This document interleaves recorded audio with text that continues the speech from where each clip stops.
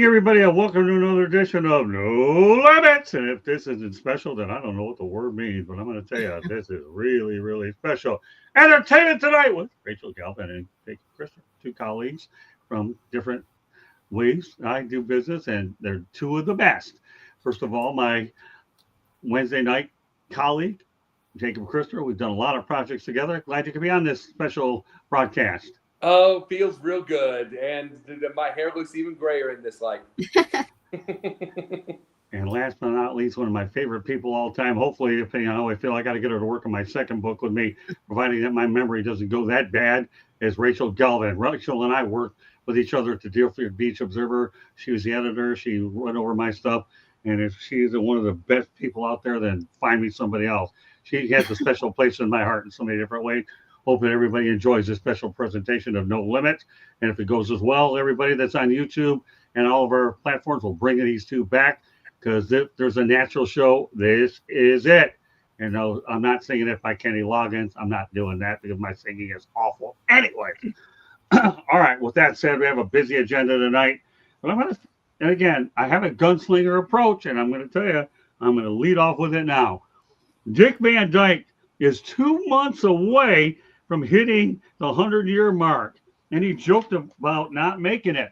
Let me go over a quote that Dick Van Dyke went out there and said. And here's the thing. Van Dyke says that it's funny if he died before reaching the centennial mark in a few months. During a recent charity event, the American comedy stalwart made a crack about kicking the bucket before his 100th birthday on December the 13th. Get this. A few years back, fellow icon Betty White passed away at 99 years old just before her 100th birthday. So get this. On a Sunday, October 5th, Dick and his wife Arlene took part in the Vandy High Tea event at Vandy Manor in Malibu, California. He says the event, which featured songs and stories from Dick, Arlene, the singing group Dick Van Dyke, and the Fantasics, raised funds to benefit the Van Dyke Endowment of the Arts and the Dick Van Dyke Museum, which is currently in development. He said during the event, Dick's 100th birthday on December 13th came up. That's right, I'm not officially 100 yet. Dick said, 2 months adding, it'd be funny if I didn't make it. He also went on to say that if I had known I was going to live this long, I probably would have done a better job handling my diet. I mean, really? Seriously? Really? I mean, you're 2 months away from 100. You do a better job? Man, this guy's unreal. He's never been fat day in his life. Exactly. All right, so go ahead. You're the one who started it. Go ahead and continue, Jacob. No, well, I can tell you why he's lived this long and stuff like that. When your wife is 46 years younger than you are, I mean, and by the way, it's the Fantastics, and it's basically it's basically a barbershop quartet type group.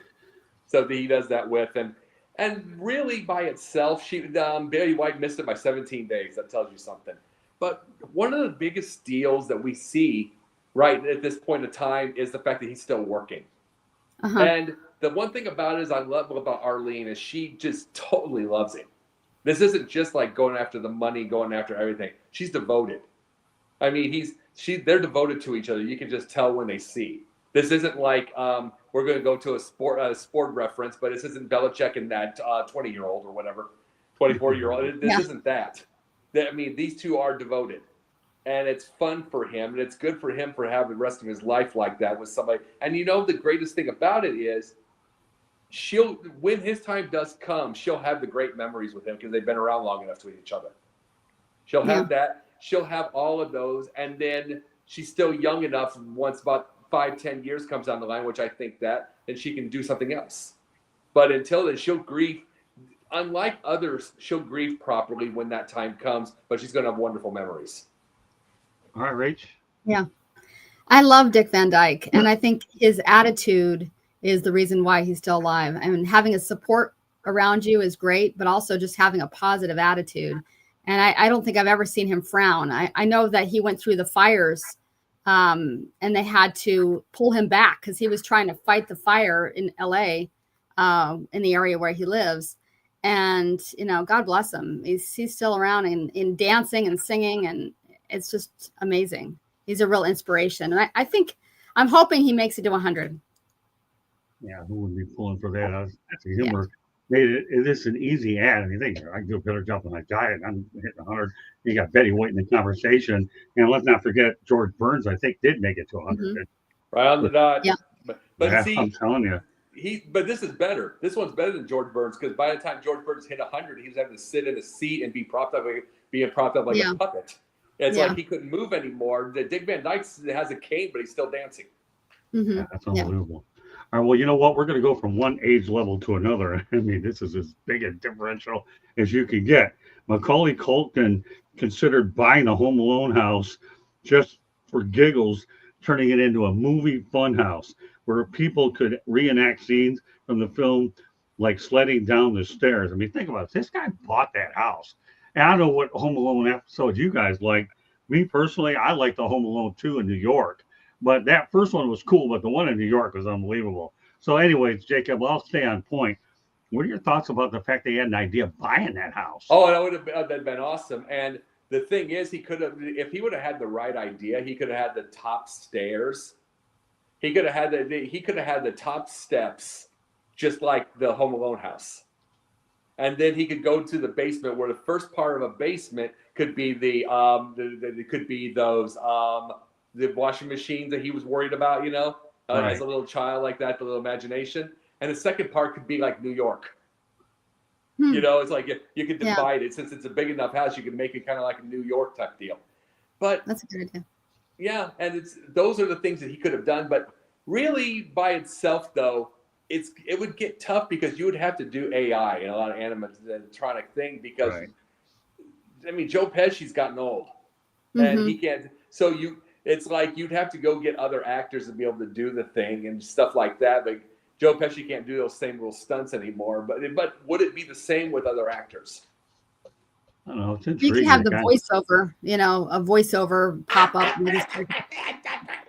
Yeah, it's like that. I actually know the guy that played Buzz in the original, his brother. Yeah.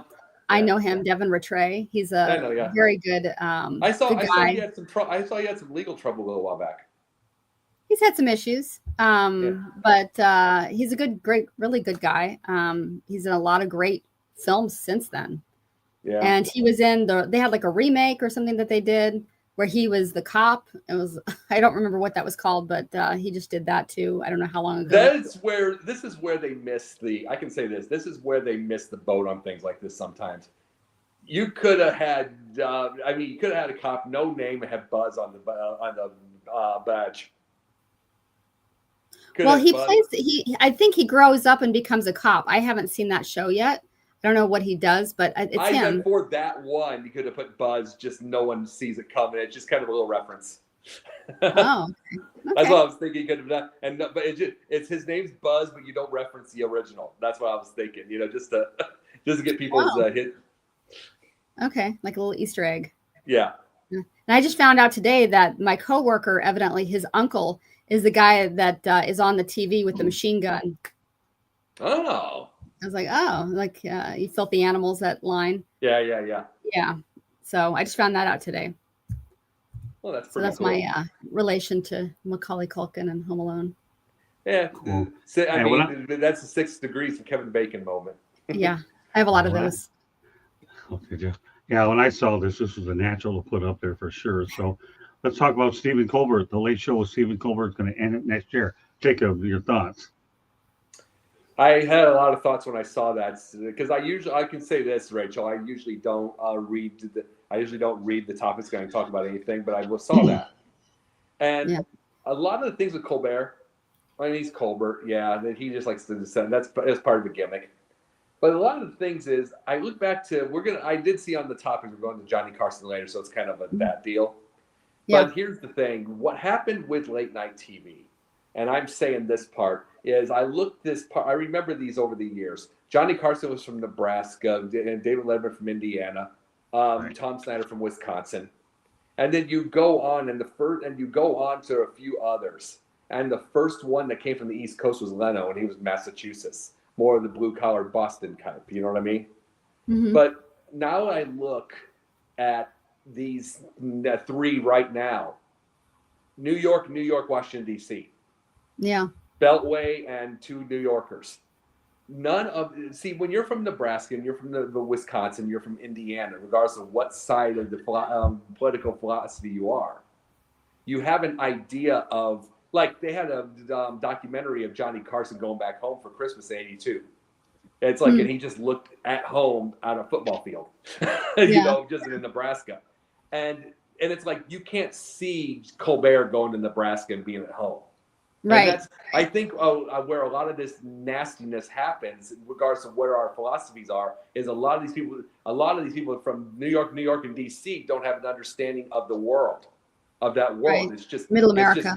Just America by itself. And all 3 of them knew that. And all 3 of them knew that, and Leno knew it by traveling the country. And then the other ones did. It's like, but when you see this, you don't have that understanding. It's like you kind of stay in a bubble. And that's, I think, we have a lot of nastiness based off that regards of philosophy. Definitely. I'm sad to see anybody get canceled and, their show's gone. And the whole political thing with that. I was glad he got a standing ovation, I guess, at the Emmys for, that was kind of heartfelt. But I never really watched his show. I've seen a little bit, but it just wasn't for me. I'm not a Stephen Colbert guy. I'm not a political person. I don't like watching anything political. Sure. So I even at the Observer, I'd farm that off to Diane, let her do all the commission meetings. I never wanted to touch it. So I don't have a whole lot to say about Stephen Colbert. As far as we're going to talk about Johnny Carson later, but I wanted to mention Jay Leno. I used to see him all the time, almost daily in LA. I was in a play in Pasadena, and I'd see him driving the other way in one of his old cars, and I'd wave. So Jay would be the type to wave back. I mean, that was. Yeah. And he would be the type to wave back, and it's like, that's what I'm bringing up with all this. Like, we don't even have to. I'm glad we didn't have to make it political. I'm very glad of that when I was seeing this. I am glad of this, but that's all I'm trying to bring with this is like for instance, Johnny Carson made fun of 9 presidents. 9. He had 1962 to 92, 8 or 9. 8 or 9. Excuse me. And the Leno made fun of 4, including this current one. You know what I mean? And at his time, he made fun. They made fun, but it's kind of like a roast. The way they did it was just kind of like a roast. You have a little fun. You kind of talk trash to each other. And Can't do that anymore. No, it's not. And it's like the thing that I have a feeling of is the fact that I think comedy needs to come back to that, where, okay, you can give it back to me and I'll give it back. A little trash talk to each other. Yeah. But we love each other nonetheless, and we got to get, you know what I mean? Yeah. That's what I really hate, all the movies in like the 70s and 80s, some of the stuff that was shown in the movies, you can't get away with that anymore. It became Go ahead. Finish with it. I'm sorry. Yeah. Just comedy. It's not just a joke anymore. Everything's political. Everybody gets offended. It's just not good. I'll say this, Rachel, and this is the way I say it. I've written before. I've written like 9, 10 scripts, and everything. And I say this all the time. Who cares about what you can quote unquote get away with? Anybody can write it. A lot of people are afraid to. It's just going to take one producer with a film company to just say, okay, let's greenlight it and go through the absolute rigmarole and the insanity that it's going to take. But you know how long it's going to last? About 3 days, because they're going to find out that no one's the one that's there is not going to care, and they're going to find a victim that will, and then they'll attack that. Yeah. And they will just last 3. And then once you get through that, there'll be more and more, and they'll just be the regular haters. But it's like there's people that are afraid to even go through those 3 days. Yeah. True. And so I think you can get away with. I absolutely believe anybody can get away with the jokes if we tried it again, but they have to be willing to get through 3 days of craziness. Yeah. Yeah. Well, I miss the old days. You talked about talking about Johnny Carson. Guess what we're gonna do it now? Johnny Carson's home in Malibu hit the market for $110 million. It's called Point Doom, 4 parcels over 4 acres with cliffside saltwater pool, a koi pond, screening room, tennis court. Also, you have garage guest pavilions. It was actually acquired by Carson in the mid 1980s for 9.5 million. You talk about return on investment or what, Rach? We both know you being Wow. an LA girl, you know. And let me say one thing about Johnny Carson before I turn over to you guys. Okay, in 1984, I had a friend of mine in Miami that ended up getting a job in LA as a sportscaster on the weekend and a reporter. He took me into the Johnny Carson studio. It was unbelievable. Oh, I wow. wish I would have had the ability to go ahead and take it there. But he actually works as a weekend anchor for NBC out in LA. And when I saw that studio, it was pretty cool to be able to see Johnny Carson's late night. So with that said, you know, Johnny's done what he's had to do with the year, and that's $110 million nest. So would you guys, if you had that kind of money, would you ever invest in that kind of a place out there? Not me. I could do a lot with 110 million bucks, but Well, you, it's on the go ahead, beach. Jacob. It's on the beach. So yeah, I would love to, but you're going to deal with the storms. You're going to deal with all that. That's Yeah. the only thing about it is the fact that it need to be renovated to a proper to the modern world. It just would have to, and it's like no, he's been gone since '05, so there's no question that it needs to be modernized. But the thing about it is, there's offices because one of the things is he dealt with 2 writer strikes, so he used to have an office where he just did all the writing for the shows. Right. So I mean, just had, and he didn't even have like a desk. He just had a table, like a coffee table, and he just wrote his jokes, looked at the papers, all that stuff. And it's like, I think that, and if nothing else, you could be able to turn it into a museum itself if someone wanted to. Yeah. But another house I wouldn't mind, but it would have to really be modernized, is Jackie Gleason's. That's on the market too. Wow, that's interesting. All right, Rachel. Well, I was going to say, when Johnny Carson died, I was writing for the Forum newspaper back then, among many others. And I contacted the publisher and I said, he just died. Can I, and the relation between that and the Forum is because he came to Coral Springs here in Florida and was the kind of MC for the land sale back in the day to get people to purchase land in Coral Springs when it first started. And I knew that tidbit. So I contacted the publisher and said, hey, can I write about him? And he said, absolutely. So I wrote, I think it was front page, about Johnny Carson passing away and the history of him coming here to Florida when there was nothing out here. And you see all I've seen pictures of all the cars, pulling up for the land sale. It was pretty interesting. But I used to watch Johnny Carson, but I don't remember it very well. As a kid, didn't thrill me, I was a kid. But it's something that I should probably go back and watch. But I really like Jay Leno a lot better. I was really happier with Jay Leno. As time has gone on, I can see a lot of flaws with Jay Leno. But like I said, at the time, Johnny Carson, I liked his interviews with people, and I more concentrated on the guests that were there than his shtick. Okay. I don't know if I appreciated his shtick that much back then. I liked the animals that came on. I liked his Karnak. I like Howard Stern does something similar. I don't know if you've ever watched Howard Stern. Johnny, I'm 47, so I saw Johnny. You know what I mean? And a lot of the thing is, I say this between Johnny and Jay. Johnny was not a stand-up comic; he was a storyteller. So his jokes, if he did the punchline jokes, he stunk. That's just the way it was. He was not good at. He just did it to get people watching at night. They were just. I mean, he had a few jokes here and there. Leno was amazing with jokes. Yeah, he was amazing with those. But the storytelling with people, the talkative, that's where my strength is. I'm great with conversation. So Johnny was amazing with that. Jay. Oh, really? I love your movie. That's a good impression. Yeah, that's basically Jay, and yeah. And I like Jay, and I like him a lot. But I mean, that's just the way that's just the way they go. That's just the way they word. But here's the deal. Also, a lot of Carson was the '70s, and it's boring. Oh, that's true. The '70s style is so boring. It's just like I remember when Burt Reynolds was on. Yeah. Yeah. Yeah. It was so.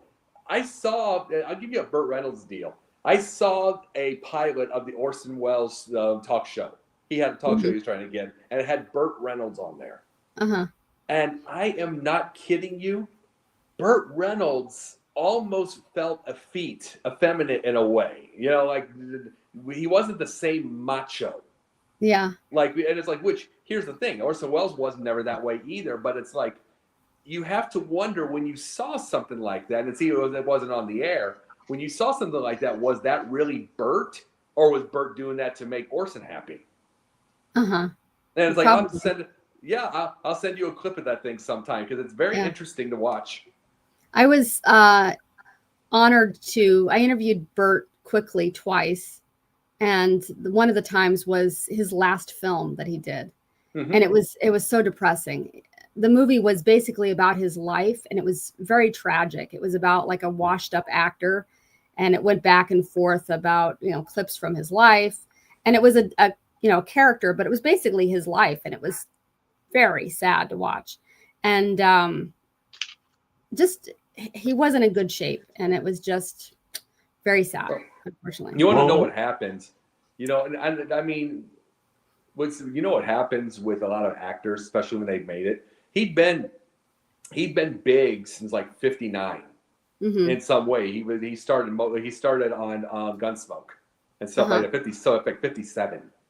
So he'd been big on different things for a long darn time. And what happens when you're in that world for so long? And you were in Hollywood for a little bit. How long were you there? Yeah. 3 years. Yeah, it's like you were there for a bit. The one thing I've noticed, it's the same as like Will Smith, and it's the same with so many other people. Everybody tells them what to do, the agents, the managers, all that stuff like that. It looks like the dream world, but everybody's telling you how to think and what to do. That's just, Right. which is why I wonder about that. Or I'll send you a clip sometime of that, by the way. The thing, because his whole show, that one pilot's on there, never made it. So, but it's like, it makes me wonder if Burt was just that, but they wouldn't let him be himself. Yeah, I was just in a movie that I was watching the dailies, and I was like, oh God, I overacted in this. But the director's like, no, you're great. You're fantastic. That's exactly what I wanted. And, he was pushing me to do it a certain way. And it wasn't the way that I would have done it. But, you often have to follow what the director wants. So it's not always up to the actor. Most of the time, it's not up to the actor. It's really what the director wants, unless you like. He wanted a performer. He didn't want an actor. Yeah, I mean, hopefully it's a collaboration, but the director has a vision of what they want, and whether they give you like one little hint of I want it this way, or whether they're more hands-on. And that's something I always ask directors: are you more like laissez-faire or very hands-on? But like, Clint Eastwood just lets you do your thing, for example. A lot of other directors really shape what they want you to do. Most people I've dealt with have said a few words of what they want, but yeah, you never know. Remember Jack Lemmon? Of course, yeah, I actually saw Jack Lemmon on the set. I forgot what I was on the set for. It's magic time. But exactly. No, Jack Lemmon, and I've actually watched a couple of interviews with Chris Lemmon. He has a one-man show called A Twist of Lemon and a Book. And one of the things that they told a story, it was on, which one was it? Days of Wine and Roses, where it was the director, he kept saying, and this is when he's early in his career, so he's saying he never questioned the director. They kept saying, okay, do it this way, do it this way. Director was going, now do it this. Could you do it just a little less? Little less. Finally, first time ever, Jack Lemmon goes, it's like, what do you want me to not act? Thank you. No, you got it. Thank you. And it's like, they just want you to be in the moment, just like that. And some, like you were just talking about with directors, they want you to perform, and they want you to be on camera. It just depends on the situation. Right. It depends on the director, and each person is different. So you never know what you're going to get. So you have to be adaptable. Yep. So let me throw a little nugget in there about Burt Reynolds. Obviously, everybody knows that he went to Florida State University and played football over there. But I remember this myself. Back in the old United States Football League, back in the 80s, they had a team called the Tampa Bay Bandits. How about that? Burt Reynolds, Tampa, and they called it Bandit Ball. So there you go. That's his. Did Bert own the team by any chance or not? Actually, I think he was part owner of it. Yeah, I think he had a big role in it. So with that said, I'm going to transition over to our only football topic of the night. But don't worry, Rachel, it's not over your head because after all, how many times did I write Super Bowl stories for the Deerfield Beach Observer? Often enough, right? That's true. All right, so we're going to tag along over to Carrie Underwood, who's actually in her 13th year of doing Sunday Night Football for the NFL on NBC. So here's the thing, Rachel, what do you think about Carrie Underwood?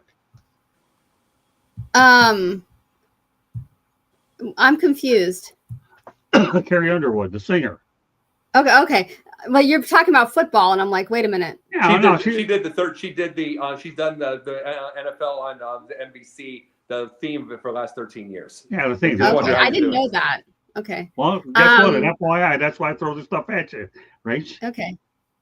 I don't know, too much about Carrie Underwood. I like her song about cheating, taking the baseball bat. I like that song. Violent. I'm not a big. I like old school country music. I don't like the new stuff. Like I was a huge fan of Loretta Lynn, Patsy Cline, Willie Nelson, and it's kind of funny because as a writer, I used to work for City Smart magazine at the time, and I kind of announced to the universe I want to be on a media trip, like a press trip. And the next day I get an email saying, we have a press trip for you, like out of the blue, like it was meant to be. So I was like, I better go. I wonder where it is. It was Nashville. And I'm like, why Nashville of all places? Oh my God. But I was like, I have to go because the universe has given me this opportunity. I had the best time. It was amazing. I got to go to the Grand Ole Opry stage and stand in the sacred circle in the middle where all the people have stood, and I cried. It was great. And I got to go to the Ryman Auditorium and the Grand Ole Opry. I got to see as well with Lee Greenwood, the one that sings the song all the time. And I cried during that.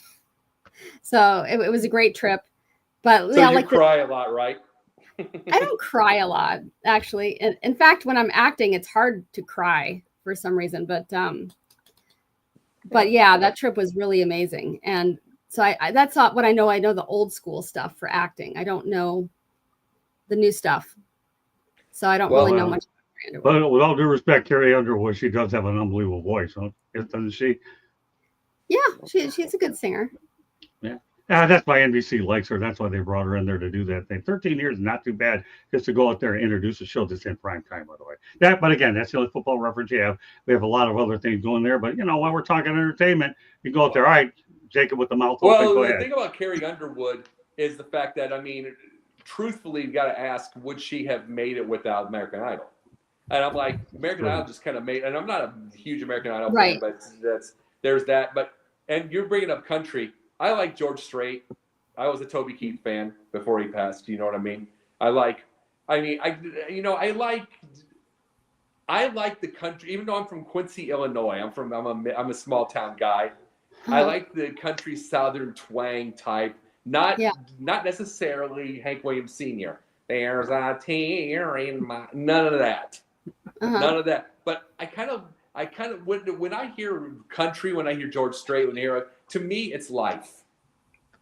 You know what I mean? It's kind of like just everyday life in a small town, and I'm from a small town. Well, I'm from a small town too.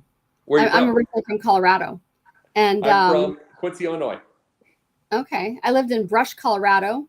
It was population 4,000 when we moved there, and it became 4,004 when we drove in. And I was born in Boulder, which is a little bigger, a hippie town, and then went to Brush. And Brush is nothing but cowboys. So I grew up with that kind of music because my parents used to listen to it, and Paul Harvey, Good Day, Oh, I know. About Paul Harvey. Yeah. No. You want to know what the significance of the number 4004 is, don't you? No. You ever seen the movie Inherit the Wind? Inherit the Wind. I know that. I'm trying to think of what that movie is. That was with Spencer Tracy and Frederick March way back when. Well, Frederick March played Matthew Harrison Brady. He was the overly heavily the Christian dude, the minister who was running out. Well, he he was saying that they've been one. I mean, here comes Drummond saying to him that this rock is millions of years old. Here comes Brady says, no, that's wrong again, because they said that rock's no more than 4,004 years. It was made in 4004 BC at 9 a.m. Oh wow. Okay. Okay. So I could remember those little things like that. Oh, that's funny. Okay. Yeah, but in Brush there was absolutely nothing to do. It was all cornfields, and we were very backwards. Like our clothing and everything was always, back, before everybody else. We're still stuck years earlier. And the only thing to do was go get your cow washed. They actually had a cow wash. And they had the rodeo was the big thing. And they had the state fair. That was all there was to do in Brush. Mine is about 40,000 people, Quincy. But it's more stagnant now than it used to be. But yeah. It's probably about stagnant in Brush. But just make sure you don't have a fire in Brush. There's less people there now. I can't believe it. But it's really abandoned. Kids now. don't stay in small towns anymore like they used to. So everything just runs, Yeah. Right, yeah. well, And like I said, Boulder was a little bit bigger. And I ended up going back to Broomfield, which was near Boulder, and then went back to school at college in Boulder. CU Boulder. Yeah. The Buffaloes. I got Buffaloes behind me. Deion Sanders. No. Yeah. Deion Sanders. So, Oh, that's I used to go to the football games too. Ah. All right, station break time. Candy Ambling. Oh. You are listening to the South Florida Tribune Publishing Company. We published a book, Lessons from the Microphone, tuning into the enduring wisdom of visionary leaders. It is written by our host, Scott, the Motor City Madmouth Morganroth. Talks about his 40-plus years in the media business and how it has changed and evolved. Get your copy today, available on Amazon, Barnes & Noble, Kindle, Google, and Apple Books. There's also a link on our website, www.southfloridatribune.com, where there is a plethora of great content, so go check it out. If you like to listen to podcasts, you can find us wherever you get your podcasts. If you want to be a guest or you have topic ideas, you can always email us at southfloridatribune@gmail.com. If you want to advertise or sponsor a show, you can call up Scott at 954-304-4941. And I will encourage you to go out to our YouTube channel. If you see that red subscribe button, click it, like us, share us, and then also turn your notifications on so you're notified anytime we go live. I'll preview the series that we first started last night.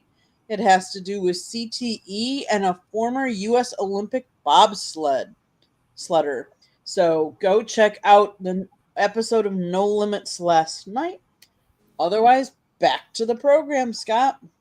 We're off to a really good start. Jacob meets Rachel. My goodness, this seems like a movie that I've been looking to make for a while, and I made it here on 10/9/25. It better be better than those Hallmark movies. We gotta have better writing. Please. No Hallmark. It's a good movie here. I know it's something I'm a little different to do in putting these shows, but I like coming up there and using a gunslinger mentality to bring on two people that would never meet each other there. Look at Ray. There you go. And that's a beautiful thing about new media. You can bring people all over the place, put them on a show together, and all of a sudden they make friends for life. Okay. Obviously, one person that made a friend, at least for a while until it got expensive, is a lady by the way of Nicole Kidman, who reportedly paid her husband $600,000 a year to stay sober off drugs. She met country singer Keith Urban, in 2005. Before their wedding, the couple signed a contract. If Urban stayed clean for a full year, no booze, no cocaine, he'd get the payout. Right after they tied the knot, Kidman sent him to rehab. Now they're heading for divorce. Reports suggest that Urban may have earned $11 million over 19 years for staying sober. Not a bad deal if you could get it, huh, Rachel? Yeah, I guess so. Yeah. I thought that they would stay together. I was surprised. Yeah. $11 million bucks. My God. Yeah. I don't know much about this Hollywood, all these relationships, but when I see interesting things like this, I have to put them out there because I have to live up to the show Entertainment Tonight with Rachel Galvin and Jacob Christner. These are the two stars of the show. All I'm doing here is just being the quarterback and make sure the playmaker throws his passes to the right people. And I got two of them here. Anything else you want to add? Just make sure to you're this the one, first stringer, not the third stringer. Oh, no. I have all these injuries. But any other thoughts about this one, Rachel? No, I think Nicole Kidman's a great actress. I was thinking today that she's not super memorable. Like she just doesn't stand out as an actress. She's good, but she's not one of those actors that's over the top great. And I was just, I thought about that today. And she's been in a lot of good movies, but nothing that really stands out to me. Just thinking about her career. I know she was in Being the Ricardos, and I was not impressed at all with her as Lucille Ball, for instance. I thought that Deborah Messing should have gotten that role. So that's my 2 cents about it. You know what happened with Deborah Messing? I absolutely believe she had three straight shows where she was the gay guy's best friend. Yeah. I think she just got absolutely clobbered into that thought process, and they wouldn't have her as Lucy. And she would have been a great Lucy, by the way. Yeah, she would have been perfect. But let me tell you this about when I heard about Keith Urban and all that, I had to roll my eyes a little bit there. I look at it this way. I've never had a ring on these. I've never been married. Me neither. I've never been married. It's like, I would love to be. I would love to be able to have it, but she's got to be right. But I say this part. It's not a marriage. It's business. If they're paying you to stay sober, you gotta want to love her to stop and do all that kind of stuff. I mean, you gotta want to sacrifice. Right. And that wasn't a marriage. It was just more money. And it was like, I always call Hollywood about some lunatics, a bunch of lunatics, because every which way you get some kind of lunatic mindset, and it's like, if you're paying them $11 million to stay married, it's a business contract.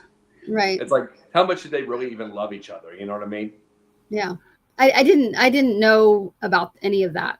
I didn't know about the contract at all. I'm just hearing that now. You know what I mean? Yeah. So I thought they loved each other and everything else. I didn't know about the business contract, but now it puts a whole new light on the situation. Remember, Rachel, I worked with you at the Observer, and we both know what the word journalism is, right?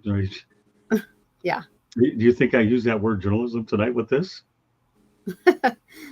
There's always a lot of spin on things. Exactly. And, yeah. Journalism, dig the information, but yes, Rachel, you are 100% right, my partner. Yeah. Okay, there is a lot of spin. And with that said, we're going to spin over to the next one. James Cameron says he budget movies. The big budget movies will be able to be made entirely with AI in 5 to 10 years. He also predicts that the big budget movies will be able to be made with AI and not involve any artists. Well, you got two people in the movie industry again. AI, 5 to 10 years. I don't know if that makes you feel any good, Rachel, but James Cameron had some advice, and I'm trying to give you some word of wisdom, I think. It's already out there. It's already happening. People are already like that. I forgot the name of the girl that was the AI girl, that AI actress that everybody's up in arms about. It's already happening. Sora 2 came out, I think, yesterday. I don't know if you're familiar with that. New AI, the new version of Sora. And you can put your face and your voice and put yourself in any situation. And it looks like just like this, like you're just talking normal. It's the scariest thing. It could be fun, but I think it's very scary. And they're like, this cameo that you do is only for you and your friends. Like you can bring your friends in if they want to be involved. You can opt in. And I'm thinking, who can hack into that and steal your voice, steal your face, and do whatever they want with it? So there's that aspect. But then also as an actor, it's devastating. The AI is devastating. It's great for directors. You can imagine you could have a whole cast of AI extras. You don't have to hire extras, for example. Or you can put people in the leading roles, whatever you want to do. And they can have any emotion that you want them to have. It's, I hope that they're going to put some controls on it really, really fast. It needs to happen because otherwise we're out of business. Right. Yeah. I mean, Jacob? Let me think. I'll say this. We're out of business if we go based off of that. You're correct. But I wanted to say why I said It's because I've told friends of mine this. I've done quite a few of them, and I've said this part. I absolutely believe there is going to be about a 10, 15-year war between AI and regular movies, where you're going to have a set of fans who do want nothing but AI. And you got to realize that these are the same type of like teenagers or young men and women and all of that who do not know how to talk to anybody for real. So the AI, the bots will be wonderful for them. They can have their imagination do whatever. You'll have that set. But then there's going to be another set. Those are the ones that are the old souls. Those are the ones that of our age, those are the ones a little bit older who remember the real movies, who want to keep seeing it. So you have, this is the thing, you have a John Schneider who has his own movie studio in Louisiana. You have Tyler Perry's in Georgia. You have, I mean, there's quite a few around the country. Heck, you can make it in Quincy, Illinois. They have the film festival in Quincy, Illinois for the last 5 years. So there are people that are just the actors and actresses and everything like that. They're going to have independent work. Where it's going to end, truthfully, is going to be the big budget studios. That's over for actors. Right. That part, you're correct on that. Yeah. But what they miss, it's the idea of the flyover state mentality. They miss the idea because it's the automatic thought process of saying, it's over, done, die. You know what I mean? It's like, well, there's the other 48. What about the other 48 states? They don't count. Well, other 48 states can make their own movies. And they can be able to do their own stuff. And if they want to create their own AI, they can do it. But if they want to be actors, they can do it. I think actors are going to get a new life with independent film. And here they're going to have that. And guess what? We have YouTube. We have all of these streaming networks that you'll get a certain pay for it. So the idea of Hollywood is over, but we don't need it anymore. Well, Hollywood's been kind of over. I have friends out there that are like, there's no work. That's why you see these big actors doing commercials, like Matthew McConaughey, for example, doing a commercial. It's because there's no work. Yeah. So everything's in Atlanta or Louisiana, or unfortunately, there's not a lot here in Florida. We don't have the film incentives for it, but a lot of things are going to Europe. Like I think the game show The Floor is in Dublin now. It is because it's too expensive to be in California. Yeah. Ireland, Canada, they're all overseas. It's crazy. Yeah. It's a shame. Well, even Rachel and I joked about this when we did this before. Is even the Playboy Mansion is moving over to Miami. So the Playboy, why not? I mean, hold on, Jacob. Okay. No, you're good. I'm saving my voice on here because I'm enjoying watching you two. But yeah, even Rachel and we talked about Playboy moving to Miami. So if you're going to get Playboy to move to Miami, something doesn't seem right in Hollywood. And by the way, at least Rachel and I can say if we want to go to Hollywood, we always say that because we have Hollywood, Florida, right, Rach? That's right. See, that's why the Hollywood, Florida joke, by the way, I'll make up on Sports Exchange is because that's what I call Hollywood Brown. It's Hollywood, Florida. It's the fake Hollywood. Hey, I like Hollywood, Florida. Don't kid yourself. Rachel and I used to live on in Hollywood, Florida. I like that boardwalk. Yeah, Rach, we got to get down there sometime so we can plan out strategy for my next book. I have a feeling I have with my Alzheimer's. I may need your help more than I even want to realize it. So, and this is serious. This isn't joking around. I'll have to give you an idea. I may need you to co-author this one with me. Okay, Rach? Okay. Let me know. We'll work it out. Yeah, I know. I'm working on the outline probably later on after the first of the year. So that's why I have her on here. Candy Ebling has my back, and so does Rachel. And that's the best thing about having somebody like her around who knows all my crazy quirks and all that. But and keep things in perspective what we're doing. But like you, but no, Rachel, but this Playboy thing here takes on a new meaning, and it kind of ties up to what you guys are talking about and the fact that everything is leaving Hollywood. I don't know. I like going there just to go ahead and do the tourism stuff. Other than that, I'm more than happy being in Florida with no state income tax. That's for sure. Right. Absolutely. To bring I was bringing up with the movies thing real fast. It's like, I absolutely believe when we hear it on Hollywood Reporter, on Variety, on all of those, and all of them do nothing but bring up the AI thing and make people scared and do all that stuff. Yeah. As absolutely a two-state mindset, California and New York. There's a thing is, Broadway will always be Broadway. You know what I mean? Broadway will always be Broadway. There'll always be actors there. But it's such a two-state mindset of, which one do we take? Which one do we Uh-huh. do? It's like, do we do AI? Whatever. They forget the other 48 can make them now. Everybody can get their own camera. They can do it on their phone. Right. They Right. can do all those. They forget those things because they don't understand that world. That's why I brought up with the talk shows earlier. They don't have an Mhm. understanding of that kind of world. Yeah. Yeah. The equity is going on strike, evidently. One of my They coworkers always is go in on New York. strike. They always Yeah, go on that's what I strike. said. She's like, no, they haven't gone for a while. And I'm like, really? But I don't know the history of, and I A know while the could be film 3 people are always on years. strike. A while could Okay. be 3 years for equity. Yeah. Yeah.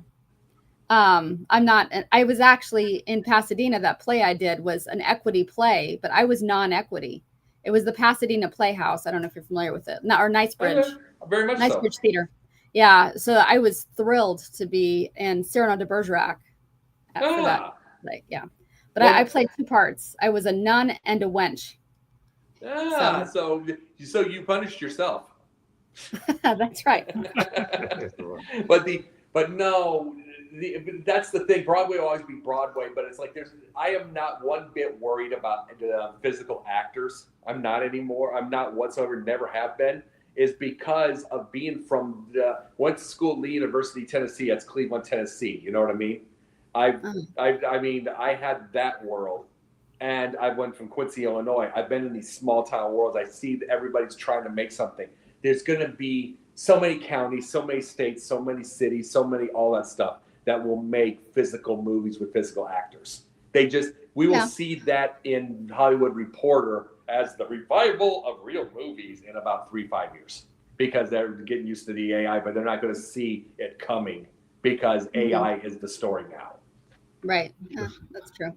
All right, so let's track over to Disney, okay, which lost $3.87 billion overnight following the Jimmy Kimmel drama controversy, shook the investor confidence. Well, we all knew that the Jimmy Kimmel thing, there's a lot of layers to it. I just wanted to touch on tonight the financial ramifications of this, Rachel, because we all know that Jimmy Kimmel got back on the air. Yeah. But I think everybody knew that it was going to hit him in the pocket where they had to reconsider this. What are your thoughts of this whole controversy, Rach? Again, I was upset that he was canceled. I'm really glad he's back. And I did watch his show coming back. Again, I didn't really watch the Jimmy Kimmel show. Right. I'm a Jimmy Fallon person, but I think he's kind of silly, but he kind of goes along that Jay Leno bent a little bit of the silliness. But I would love to meet Jimmy Fallon one day. But the only thing with Jimmy Kimmel, I'm a big Howard Stern fan.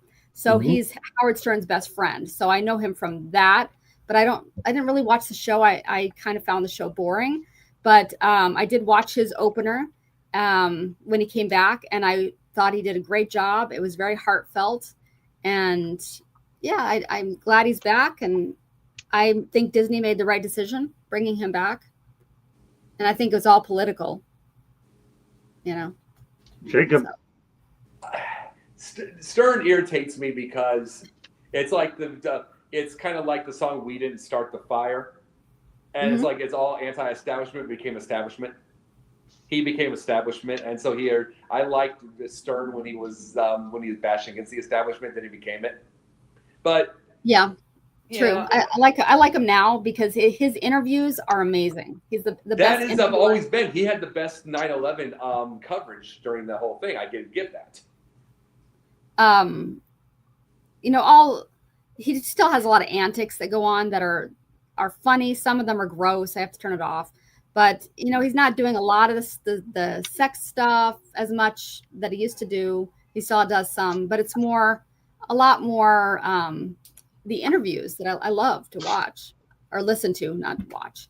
Well, he's a great conversationalist. I respect the conversationalist. Yeah, and I know all the characters now, so it's funny when he talks about Baba Booey and all the different characters. High Pitch Eric, who's now Regular Pitch Eric. I think about Kimmel. It reminded me. You ever seen the show Entourage? Yes. 3rd episode, 1st season. He was on. Vince is on there, and it reminded me that Kimmel once was just even though it's a fictional version of that thing, they put him on that show. Kimmel was once just a more laid-back version of Man Show. It was just a little fun in them skits, and it was everything. it's like, it makes me wonder, just like I was bringing up with Burt Reynolds, I was bringing up with all that kind of stuff like that. Is Kimmel doing this because he's told to be hateful like this and to be able to do that stuff to irritate and cause problems, which is not helping? Or is he genuine? How many of them are really genuine? Mhm. And I mean, Yeah. I would rather Kimmel have a whole episode, don't bring Trump up. Yes, Once. absolutely. One, don't bring it up. And it would be an experiment. And it would be Yeah. an experiment. And it's like, or if you do, it's one of those little, like the funny type little jokes, like the little, like something you kind of smart, whatever. But try that. See if you can have a conversation without saying anything. See if you can have a skit without it. Right. And in truth, one of two things is going to happen. Either they're not going to have a show at all, or the show's going to get better. Yeah. You know, Yeah. and the thing is, how afraid are they to try? Hmm. And it's like, because they might have 10 minutes of material otherwise, and it's like, how much can you do? That's the thing with, the episode that got him in trouble. I watched that too, and I didn't think it was that bad what he did, but it also wasn't funny at all. It's like, why say anything that's going to be controversial if you're supposed to be funny in the moment? It wasn't funny. There's no reason for it. Well, one of the things that's got missing with everything, and this is what happened. I brought up the 2 New Yorks and the DC. I brought this part up. It's not even okay. Let's just forget him for a second. I mean, DJT. Let's forget him for a second. You're talking about people that voted, which means they're just everyday regular schmoes who work, who want something to escape, and remember, you used to have 50 million people watch Johnny because there was only 3 channels. Right. So what you're having now is you need to be able to split these worlds and be able to get people's attention. Why would you mess with people from Nebraska knowing that they don't like you already? Right. Why would you mess with people from Kansas knowing they don't like you already? Why would you from Georgia? All that. Why would you mess with them? Why wouldn't you try to get there to win them over, especially when the other 2 aren't? Mm-hmm. That's all I'm bringing up. It's like you can be number 1 by just winning them over, along with New York and LA, get the whole country. But a lot of them is it the producers telling them what to think, the agents telling them what to think, or is it their own thought process? And that's what makes me wonder. Right.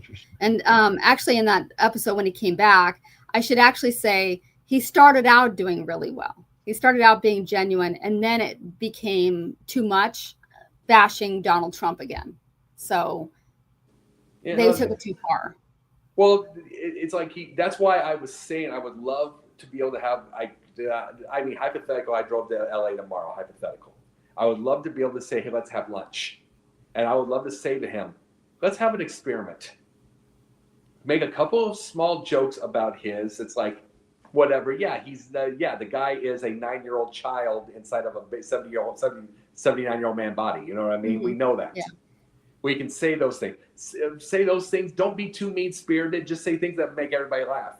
Yeah. And then not one skit, not one anything. Don't bring it up in an interview. Write it down and see how much do you have, how much material. And if you have like 10 minutes, you're dead. Yeah. You're dead because you're just going to be filling in. And that's what I'm bringing up. Or you might have a full show and then, all of a sudden we got our ratings back. Mm-hmm. But can you help yourself? Yeah. Yeah. Okay. All right, well, let's move on to a different topic altogether. Much different, but you had to bring up this controversy. It's hard to get away from it. We'll have other things pertaining to it down the road, but this is the one where we talk about the financial implications I've decided to bring on. But let's take it to a different thing. Back to the superhero thing. Batman is the only superhero with a star in the Hollywood Walk of Fame. Oh. Unbelievable, Rachel. How about that? I'm learning some of this stuff, Rachel, so I can educate you, okay, partner, so that we can refer to us in the book that we're probably going to likely co-author anyway. And I haven't mentioned this. I've been keeping everything privately, but I've been thinking about Rachel a lot as I continue to battle with my challenges with Alzheimer's. And I know I want to do my second book. I'm going to make this announcement tonight that I've never thought I would do, but I think it's come to a point where I need to do it. If she's willing to do it, I'm probably going to have Rachel and I, when I work on the outline process, co-author my second book, Lessons from the Microphone, Part 2, and I'll come up with a thorough outline. And at that point, Rachel, I'm going to need your help so that we can work on this together. If you're interested in doing it, I hope we can do it, and we'll try to get everything worked out. But to have somebody that knows me and I can tell my story through an outline, I couldn't think of a better person to have than Rachel to help me take this thing the rest of the way and finish what I didn't get done in the first book, because I still feel there's some updates to be had. Some of the stuff will be new. Some of it will be things that I have to call a few people out in that book because for experiences that obviously are what they are based on fact, not because of personal things. But this is what I wanted to make here. So Rachel, I hope you're with me on this one, and I'll give you more information. I'm not telling you your decision tonight, but you know that you're my first choice to help me pull this project off. Thanks. Well, I'm sure we'll talk about it.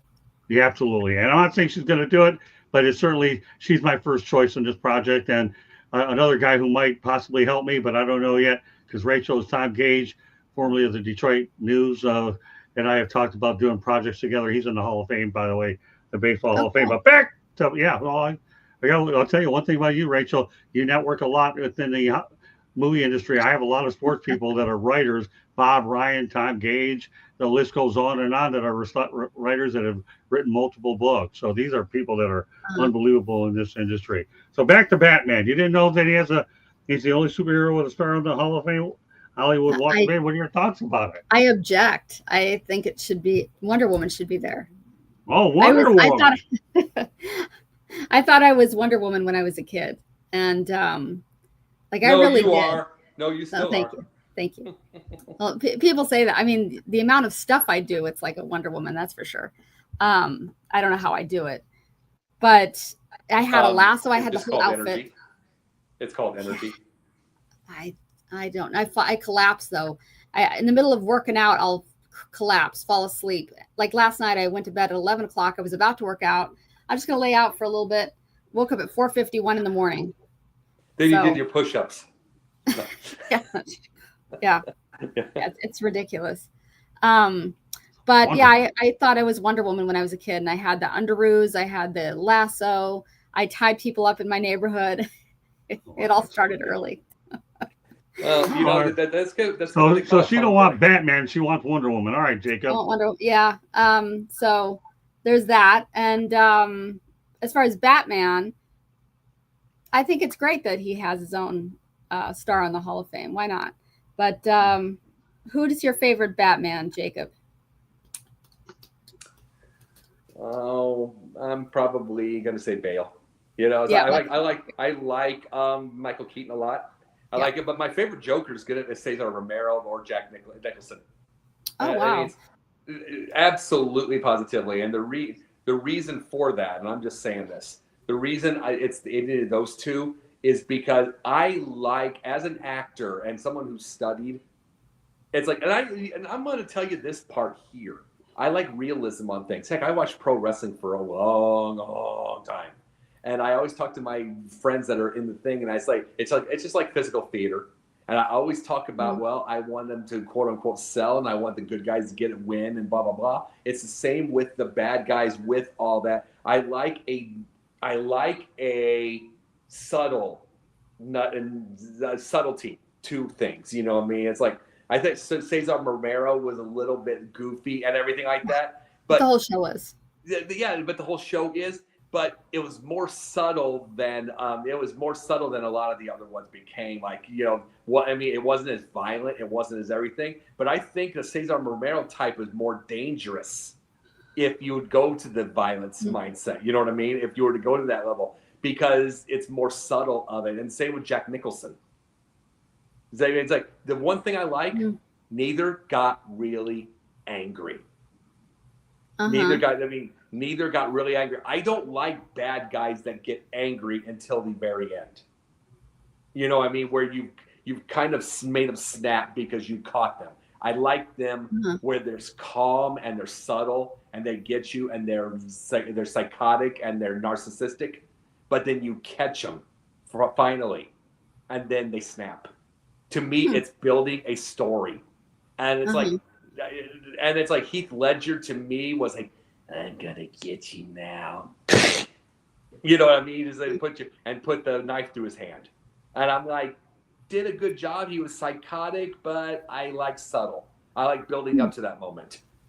Yeah, I would have picked Heath Ledger because I felt like he really method act into that character, and I think it ended up killing him in the end. Well, it killed me. It killed me, but yeah, that's why I like subtle. That's why I like subtle and go to the end, because it can really psychotically get you. Because remember, there's the Meisner method, and there's the Strasberg method.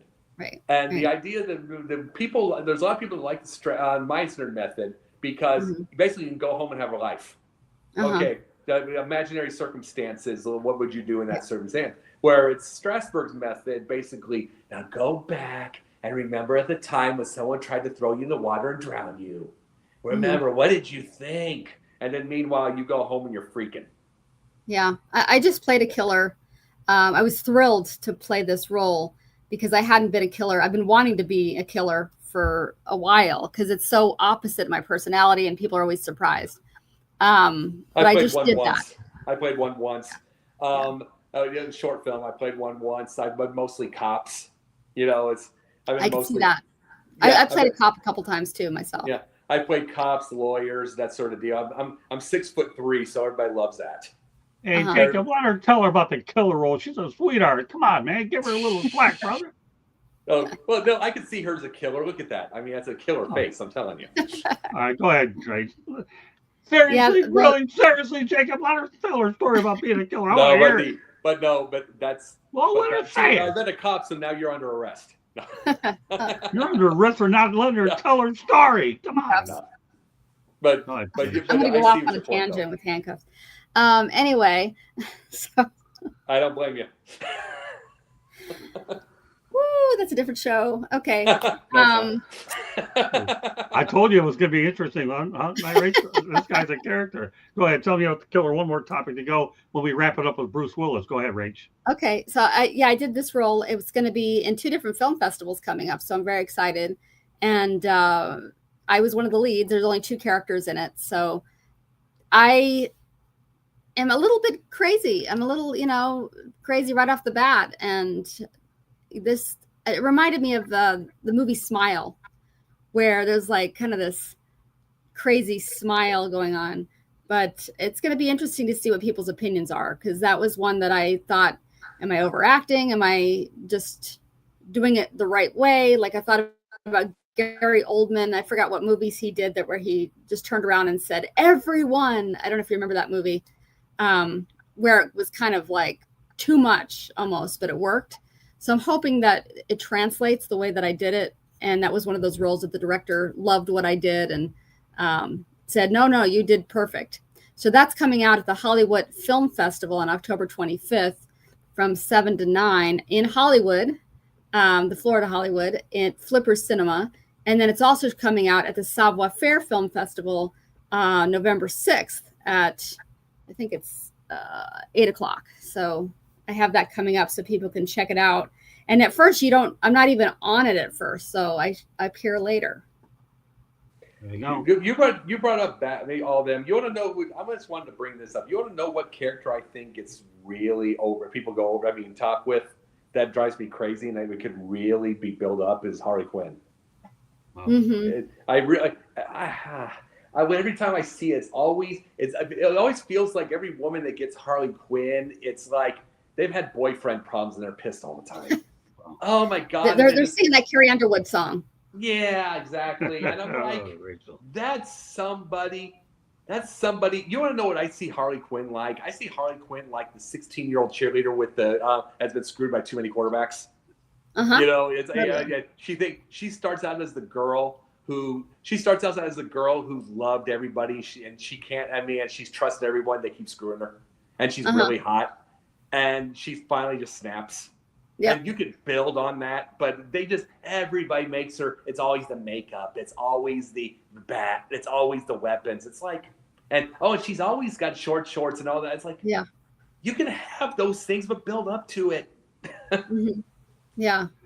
Yeah. And the Lady Gaga version with Joker, the Joker Part 2, I really did not like. It was terrible. Well, Joker Part 1 was better because you built on this thing. The second one was number one, a musical, which is terrible. Yeah, it's terrible. It was terrible. Second of all, you got the story done in the first one, and they made up one. Right. And you made one up, and that was where the problem was. Mm-hmm. Yeah, I know the guy that played the judge in the second one. I know him. I met him, Bill Smitrovich. He was in Miami Vice, and he was at the Miami Vice reunion. I didn't go this year, but I went the 40th anniversary last year. And what a nice guy. Great guy.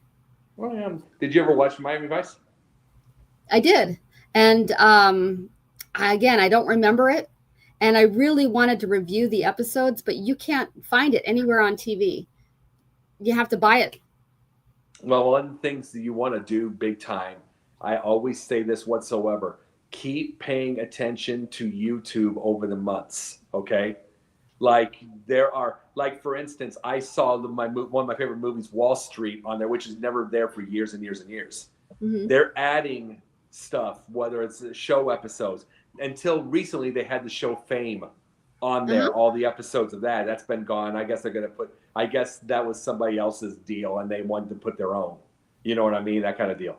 But I loved Fame. Oh, Fame's one of my. I like Fame better than I do Glee, because I couldn't watch Glee. I didn't like Glee. No, I like Fame better than Glee because other than the fact that it's New York and there's no gay people, yeah, right, Leroy, you want that chick, yeah, right. But other than that, they actually felt like actors and singers that were actually struggling with themselves. Glee felt like a musical, right? You know, even though there was musical aspects to Fame, they actually felt like struggling the artists trying to figure themselves. Yeah. And I think that was an inspiration for me as a kid watching that. Yeah. All right. Well, you know what? Let's stay on the inspiration thing. Final topic of the night. Just so you know, Fire Up follows us after at 9:35 p.m. Candy Ebling will be on it shortly to preview that show. But our final topic of the night, we started off with Dick Van Dyke. Now we're going to conclude with Bruce Willis, who's reportedly been moved into a specialized care home. He lives with a care team in a one-story house close to his wife and daughters. He can no longer remember that he was once a star in movies like Die Hard. What can I say about Bruce Willis? The story has been well documented. I've always loved Bruce Willis's work and his actor. There's nothing not to like about Bruce Willis. It's just too bad that the situation is reaching a point where it's getting this bad where he was forced to leave his family and go into a 24-hour care. Rachel? Yeah, it's extremely sad, and it reminds me of our buddy Peter Ween. You know, after the stroke, I just am haunted by the facility that he ended up living in, and he had nothing left. All his possessions were gone, and he was living in this place all by himself, and it was awful. Right. So it reminds me of that. But it's a terrible situation. And I've always liked Bruce Willis. We talked about it last time I was on, and I realized I'd forgotten a lot of the movies that he did, like Fifth Element. Fifth Element's one of my favorite movies. I love that movie, and he did such a great job. And every role, he's kind of himself. You know, he doesn't really change too much in his roles, but you love him as himself. You know, he's got that mischievous quality. He's funny. You know, he's a perfect leading man. I just love everything. Moonlighting. Well, you talk about Peter Ween. Hold on, Jacob. Yeah, Peter Ween and I and Rachel, we were all close. Peter Ween helped me get back in internet radio, which led to where we're at now. Of course, I've always had my background in internet and regular media, mainstream media, as you call it, Jacob, dating back to 1979. But Peter Ween meant a lot to Rachel. Peter Ween meant a lot to me. And we on a sports exchange, Jacob was on with me when we were talking about Peter Ween. So I'm glad you brought up Peter Ween. And you know what we're going to do? We're going to dedicate the show to Peter Ween right now. Peter, I love you very much. You're a mentor to myself and Rachel, and you're definitely somebody that we're really thinking about. But Bruce Willis, what your legacy is goes unmatched. And I just wanted to make sure that we took note of the fact that it's too bad where he's at, but he has a great family. Anything else you want to add, Rach? No, I'll let Jacob chime in because I know he had something to say. Yeah, go ahead, Jacob. Well, the thing about memory care is I have a little story on this part here. It's like they talked about let's see, I'm trying to think. George Jones when he was in his memory care in his last days and everything like that, he was still playing his guitar. Mm-hmm. He was still playing his guitar and still remembering all songs even though he knew nobody. Then there was a coach from our world and everything, like Chuck Noll. He wasn't in memory care, but he's getting Alzheimer's and everything like that. He used to be big into Russian literature, wines and everything. Right. And they used to read everything. He still remembered that kind of stuff. I had an uncle who just passed away at 91 years old. This is a few days ago, actually. So last of the three brothers, my dad, his brother, and other, and my dad went first, unfortunately, And my uncle, I did find this out when I was with my brother the other night. My uncle was in the memory care, and even though he didn't know anyone anymore, he was an architect, and he was still drawing things, like buildings and stuff like that, even though he knew nothing anymore. It's like, it just kind of tells you, hopefully, that they got something doing for Bruce Willis and doing that kind of deal. Because he had to be some kind of artist. Hopefully he's doing something like that for that to keep them there. Otherwise, you're just laying there. Right. And you're doing nothing. Right. And it's like, I hope he's got something like that. I love hearing things like that. Like my uncle who did the drawings. And he did that thing for buildings. Because like I said, he was an architect for half of St. Louis. So it felt like, at least. So it accesses a different part of your brain, Yeah. And I was like, and I love hearing that. And it's like, and they're doing so many things with the brain now. Like Alan Alda does boxing classes for his Parkinson's. Wow. That's interesting.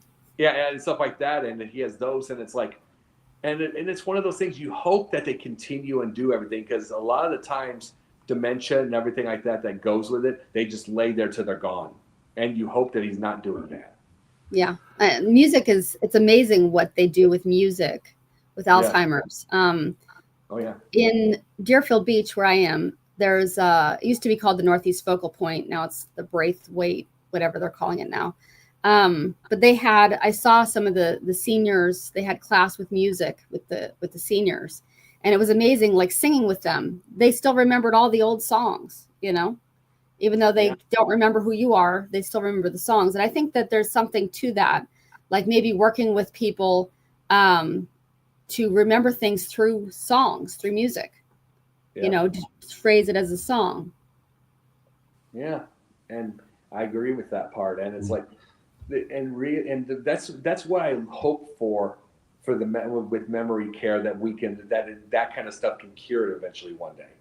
With Alzheimer's, with dementia, all that. I really do, Well, with that said, next Thursday night, Detroit sportscaster Trevor Thompson and I are planning to do the Motor City Mad Mouse show. Hope you can join us in prime time. Glad to have Jacob Christner and Rachel Galvin on for entertainment tonight with both of them. Been a great show. We've been able to talk about so many different things and go all over the different place. So I'm proud of both that we are able to get you both on. We're going to bring Candy Ebling on real quickly for a preview of what's going on with Fire Up. I'm proud of Rachel and Jacob for doing this project with me together. It's something I'll always remember, that I can bring in two people that are very close to me, like Jacob and Rachel, and bring them together here on this platform. And so I hope that you guys both had a good time together. I look forward to hopefully bringing you guys back on again. So go ahead, Candy. Thank you. So previewing what's going to be on Fire Up, we are going to be talking about MLB playoffs. For those that are watching or not watching, the Dodgers and Phillies are in extra innings right now. So we will be talking MLB playoffs. We'll be talking some college football and some NFL football. And we're going to be talking about the sacks leader. Who has the most sacks in the NFL right now? So there you have it. All right, while you're at it, Candy, do one more station break. Then we'll have Jacob and Rachel let them know how they get a hold of you, and we'll turn it over to you very shortly, Candy. Station break, and then we'll go with Jacob and Rachel, and we'll call it a night. Go ahead. Okay, South Florida Tribune Publishing Company published a book, Lessons from the Microphone, Tuning into the Enduring Wisdom of Visionary Leaders. It is written by our host, Scott, the Motor City Mad Mouth Morganroth. Talks about his 40-plus years in the media business and how it has changed and evolved. Old school media versus new school media. Get your copy today. It's available on Amazon, Barnes & Noble, Kindle, Google, and Apple Books. There's also a link on our website, www.southfloridatribune.com, where there's a plethora of great content, so go check it out. If you like to listen to podcasts, you can find us wherever you get your podcasts. If you want to advertise, you can call Scott 954-304-4941. If you want to be a guest or have topic ideas, you can always email us at southfloridatribune@gmail.com. In that lower right-hand corner, if you see the red subscribe button, that means you have not yet subscribed to us. What are you waiting for? Just do it. Click it, like it, share us, and then turn on your notifications so you're notified every time we go live. We go live Monday, Tuesday, Wednesday, Thursday, and Saturday mornings. So go check out all of our great programming. Back to you, Scott. By the way, speaking of Jacob Christner, he's in the book. I actually brought some in there. We've done projects before. And Rachel, like I said, you're getting in there one way or the other. I'm mentioning you either way. But we'll talk about the details later on. So with that said, Jacob, Jacob's in there. He's been a big part of the growth of South Florida Tribune Media Network, and with his work with Pundit's Pundit, and we did a basketball on show on Sunday nights. And Jacob's been a very close friend of mine and comes on to Sports Exchange. He does a lot, and in fact, that Rachel, you know where my heart and head is with you. It just goes without saying. No, it is what it is. You and I are friends for life, and a whole lot more. That's how much you really deeply mean to me. All right, Jacob. With that said, all the nice stuff here. I'll let everybody know how they get a hold of you. Jacob Christner on I'm Jacob Christner on Facebook. You already followed you, Rachel. I don't have to say those. You know, I'm Jacob Christner _ on Instagram. I am Sideline One Sports on TikTok, which we do work on that whatsoever, and just different things. I also have a Substack and a Ricochet, the thing for writing when I get myself a chance to do that. And I just kind of get myself around. Plus, I am a guest on quite a few shows when I'm asked. I'm glad you were able to make it tonight. That's for sure. Go ahead, Rach. I'm always on Facebook. You can just look up my name, Rachel Galvin, and I'll pop up. I'm on Instagram as well under Writer Rachel 969. And I usually when I go to events, I put stuff on Instagram. I do videos up there. And that's pretty much the main two things that I'm on right now. But I am going to be doing a YouTube. I do have something up. I'm going to be doing something more extensive eventually with some of my celebrities that I've met. You should also talk about the book that you wrote too, right, Rachel? Oh, yeah. I've also written a book, Basics of the Biz. That's on Amazon.com, about my career in the acting industry and about how you can be an actor too, with headshots, resumes, acting classes, unions, and more. I'll read it to support you, but not at all. Well, like I said, you wrote a book. I've written one.